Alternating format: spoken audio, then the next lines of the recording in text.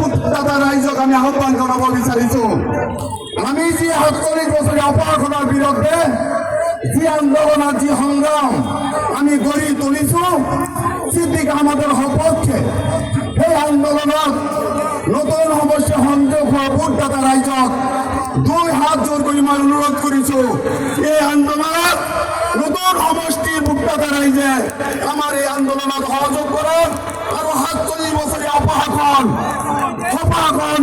চিৰদিনৰ কাৰণে ৰাজনীতিৰ পৰা বিদায় দিয়ক আৰু আমাৰ লগত সহযোগিতা কৰক।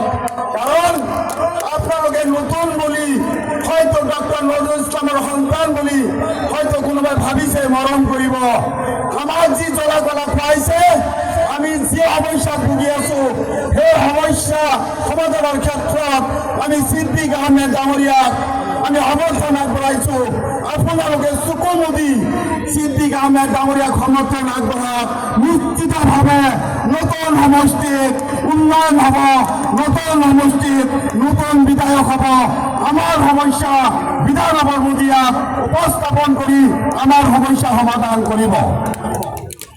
আমি ৪৮টা বছৰ দিছো, মইনাবাৰীৰ পৰা যিখিনি আমাৰ নতুন সমষ্টিত সংযুক্ত হৈছে সেইসকল ভোটদাতা ৰাইজক অনুৰোধ কৰিছো, আমি ১২৬টা সমষ্টিৰ ভিতৰত আমি ১৫টা বছৰ কেবিনেট মন্ত্ৰী হোৱাৰ পিছত আমি এটা নাম পাইছো, সেই নামটো হ'ল ১২৬টা সমষ্টিৰ ভিতৰত লাহৰীঘাট অতিকে পিছপৰা সমষ্টি।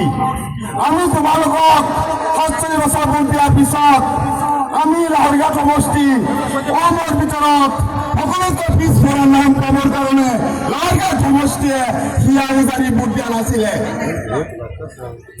এইবাৰ তুমি ভাবিছা যে লাহৰীঘাট সমষ্টিত কংগ্ৰেছ দলৰ আফিং খুৱাই কৰ্মী নিৰ্বাচনী বৈতৰণি পাৰ কৰি বিধায়ক হ'ব খুজিছা।